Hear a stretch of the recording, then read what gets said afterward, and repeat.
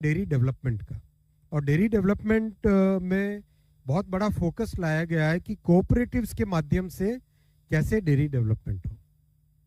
तो कोऑपरेटिव्स के माध्यम से, और दूसरा जो प्रोड्यूसर ओन्ड इंस्टीट्यूशंस जो प्रोड्यूस कर रहे हैं वही अपने ऑर्गेनाइजेशन को ओन करें, ये भावना के साथ इसमें किया गया है।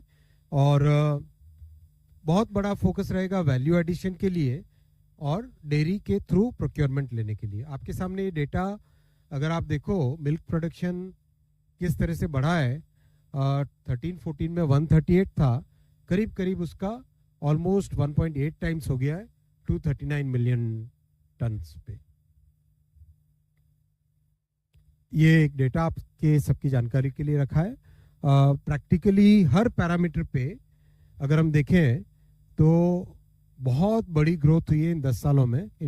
ये 10 वर्ष डेयरी सेक्टर के लिए, लाइव स्टॉक सेक्टर के लिए, किसानों की इनकम को बढ़ाने के लिए बड़ा एक फैक्टर इसमें रहा है। इसमें 2-3 पॉइंट मैं आपको दिखाना चाहूँगा।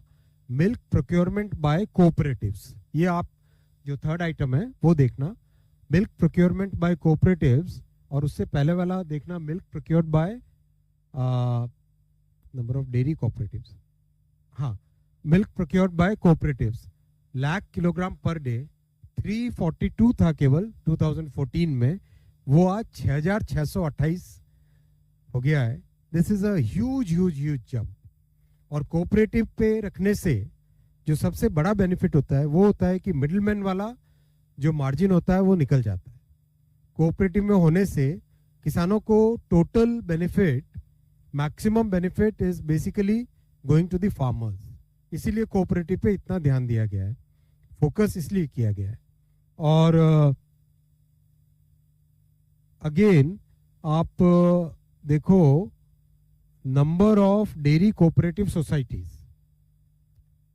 1.65 लाख थी, वो अब करीब करीब 2,35,000 हो गई। तो ओवरऑल जितनी हो सके कोऑपरेटिव डेयरीज बनाएं और जितना हो सके फार्मर्स को डायरेक्ट उसका बेनिफिट मिले, इस भावना के साथ ये किया गया है। साथियों, किसानों के लिए जो अब तक के फैसले लिए गए हैं, अब पहले 1 पेज में दिए थे मैंने आपको, फिर 2 पेज में दिए, और आज अब अगर देखते हो तो टोटल ये 3 पेजेस में आ गए हैं। करेक्शन कर लेना भाई टीम, वहाँ पे 3rd पेज है ये।